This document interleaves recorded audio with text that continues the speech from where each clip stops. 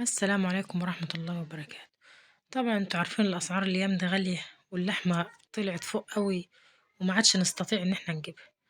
فأنا فكرت وقلت أعمل ايه، صينية رز حلوة كده عليها بيض عيون بديلة للحم. فهنعملها بطريقة سهلة جدا وبسيطة مع بعض، وإن شاء الله تعجبكم وتعتمدوها وتنفذوها على طول. هنجيب بصلاية ونقليها بالشكل اللي انتوا شايفينه ده، وننزل عليها بقطع من الفلفل والشطة، باردة حامية زي ما تحبي، ألوان، ونشوحهم كده مع بعض كويس قوي. في نفس الوقت نمسك الرز بتاعنا ننقيه ونغسله ونظبطه ونسيبه يصفي شوية على ما بصلتنا تتشوح. هنا ضربنا شفشة عصير في الخلاط، طماطم. هننزل بيه على البصلة بعد ما اتشوحت وصفرت وخدت اللون الجميل معانا.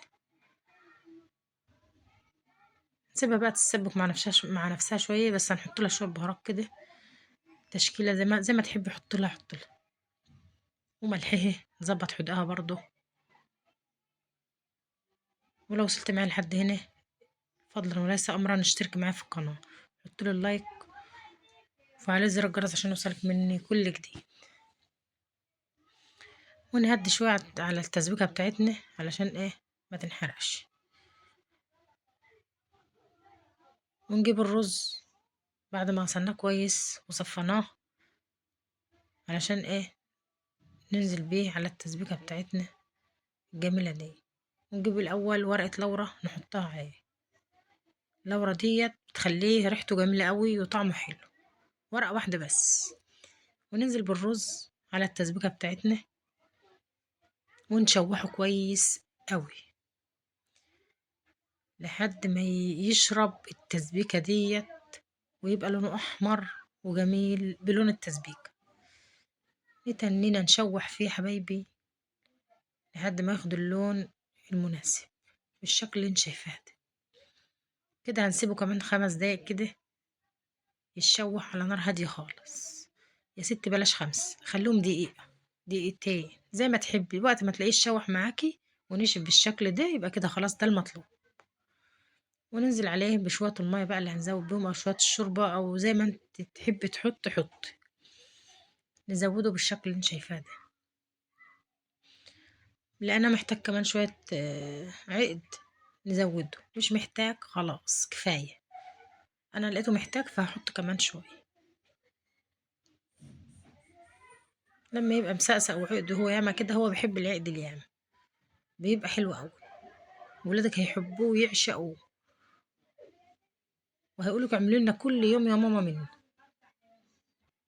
ونعلي عليه يغلي معانا لما يبكبك كده ويبدأ يشرب العيد بتاعه. هوريكي دلوقتي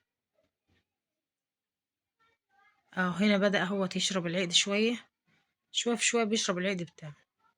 نسيبه كمان شوية ونهدي عليه النار في الوقت ده.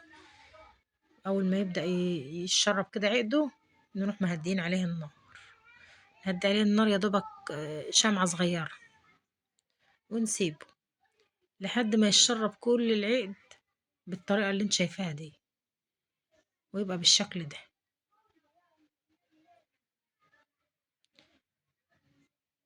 نروح بقى نشتري البيض بتاعنا. أنا شارية البيضة ب5 جنيه،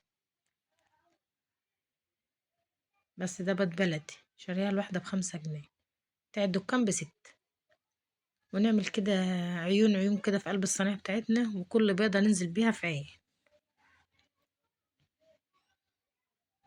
موضوع سهل جدا ومش صعب خالص، ولازم نفكر كده ونشغل دماغنا علشان خاطر الأسعار اللي بقت صعبة أوي الأيام دي.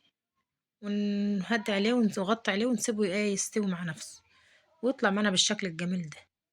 حاجة كده تفتح نفسنا وتفتح نفس أولادنا، ومغذية وفيها بروتين بدل بروتين اللحمة اللي غليت أوي ديت وولعت ومش عارفين نجيبها بقى. فاحنا ندور على الأكلات الاقتصادية اللي في نفس الوقت تفيد أولادنا، ودي أكلة من ضمن الأكلات الاقتصادية دي. هي مش اقتصادية أوي لأن انت هتشتري بيض، بس هي أهون من اللحمة بكتير.